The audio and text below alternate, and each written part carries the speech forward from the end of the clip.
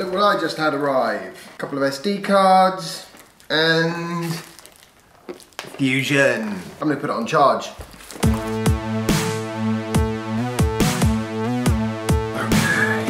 Now I have to make proper use of this. Got the editing side of things sorted out already. In that I have downloaded and installed the plugins for Adobe Premiere Pro. Tell you what, nice box. Ooh, the funky stand thing that it comes with. That's quite clever. I like things that are quite clever. And here we are. Does it have the battery in already? Right, that's where the battery goes. Ooh. Oh, it comes with bits and bobs. I like bits and bobs.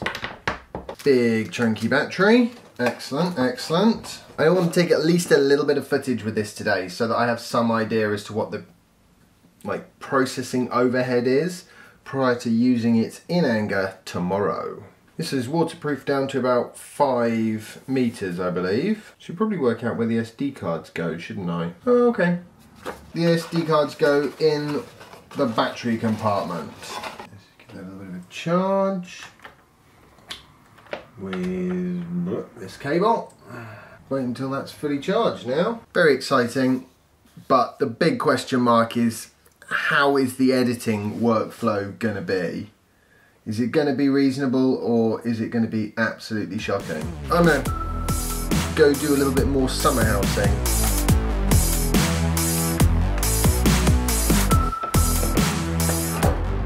Yeah, so I hadn't done quite as much as I thought I had up in the summer house. Still got tons to do. It's actually quite ridiculous. Cleared away a lot of the sort of debris, if that's the right phrase. But I'm still going to be working on this for forever. Loads to do here still. You know what I might do? I might get some professional help insulating it. Just because, you know, otherwise the outside could really do with being painted and sealed again as well. But this is what I want to be my sort of studio, where I'm going to sort of, you know, give my specifically EV thoughts for the day. Bad news is, probably not going to have time to do that today, but tonight, Soph should be coming home at a reasonable time because it's Friday. So I figure, yeah, maybe give it a quick test drive. I've just thought of a good name for my robot mower. I'm going to call him Bilbo. Yeah, because he kind of lives in a house under a hill, and he's supposed to only care about gardening, but every now and again he does go off on a little adventure. So yeah, robot mower, Bilbo.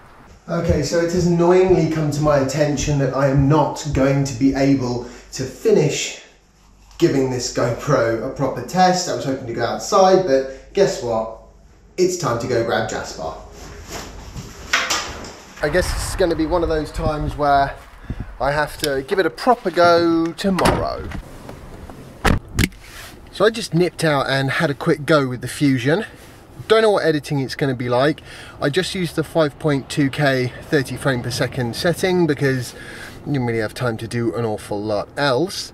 But it should give me a bit of footage to just see how those Premiere Pro plugins work and whether I can, hopefully, fingers crossed, get, you know, decent usable footage out of it, and what the limitations are on that in terms of workflow and processing time and render and all the rest of it, because that's the big question mark.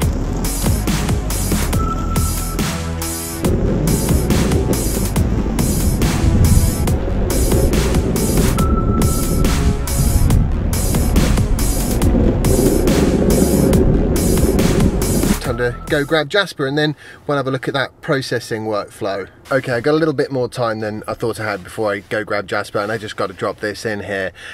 the due diligence that Peugeot Group did when they bought the Opel/Vauxhall end of GM in Europe. Basically, GM is losing about 10,000 euros per ampere E, or at least they were. Ouch. And so even when you factor in things like the shipping and the fact that the cars aren't made in Europe, so they attract an import tax, a higher import tax, it doesn't matter. GM's still going to be losing money in the US. Now it really is time for me to go grab Jasper. I'll see you back home and we'll find out what that editing's like. Yeah, unfortunately the sun's not high enough for robot moving around. Maybe in a few days. You were quite good today, weren't you? Except for when you called the new teacher a fat man. That wasn't good. You're not going to do that again, are you? No. Good. Slowly but surely we'll teach the small monkey manners. Tomorrow I'm going to need lots of range, so put that up to 90%. I was good, but I couldn't teacher fat man. Yeah, but you're not doing that again, are you? Okay. First thing to do is, I believe, I need to import the footage using Fusion Studio and render it as a 360-degree video, and then that can be used in Adobe with these VR plugins to actually kind of, you know, extract the bits that I'm interested in. Right, okay, aha, here are the videos that I took. We want that one. We will just add that to the render queue. Don't want it to be YouTube, I want it to be editing. This is going to take forever. We will meet back up when it's finished.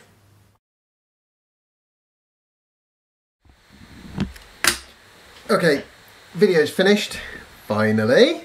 What do we got here then? I'll open the folder. Got two files, neither of which look like they want to play on my Mac.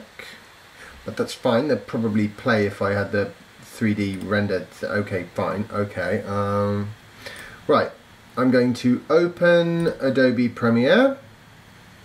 And then I'm going to import those two files and we'll see where we go with that. I really have no clue what I'm doing.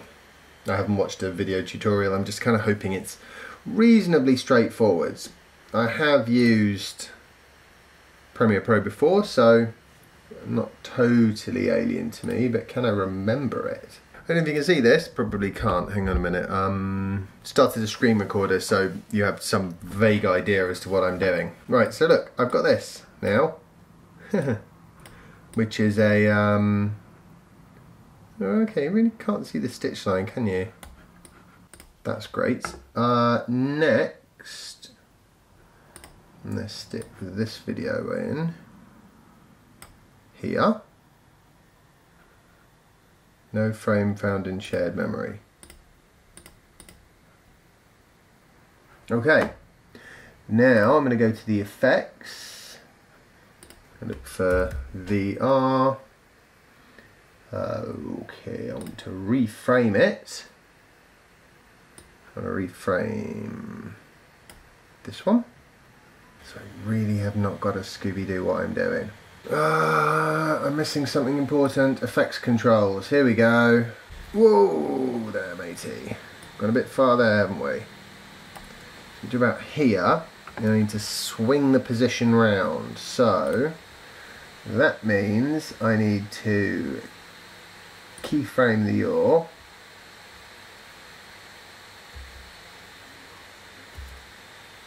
And then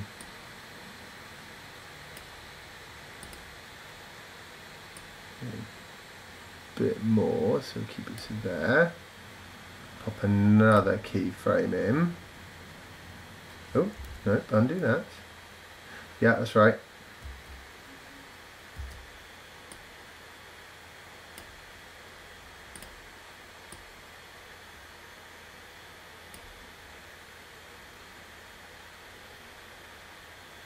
Right, so let's have a look at that.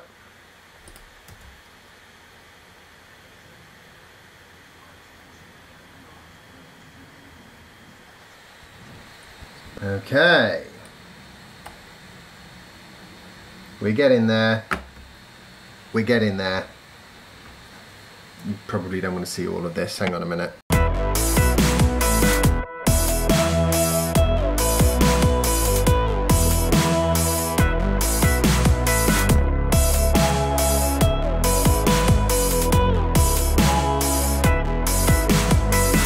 actually quite happy with that. It's a bit of a clunky workflow at the moment, but it'll be quicker once I sort of remember how to use Premiere Pro properly. And I can definitely see the potential for this camera, especially for action type shots where you've got a lot going on. It's a very dynamic environment. It's nice to be able to sort of have that field of view be really wide and then narrow it down and pick the bits where something fun or interesting is happening. Like for example, the other day when I fell over on my longboard, I'm quite sure that would have been very entertaining to have footage of.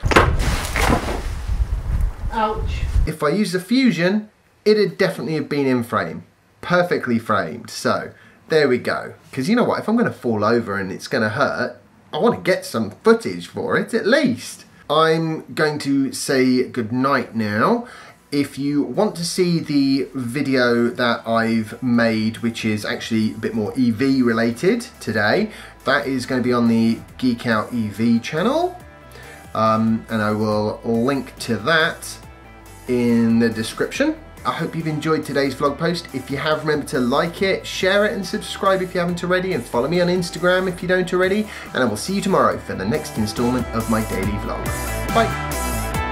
Thing I can already say, however, is no, nothing I can say. What was I going to say? I was going to say something. Not sure what it was. I love the idea of it, and it is kind of weird not having to worry about which way the camera's facing. Quite freeing, potentially, but I guess we'll see about that.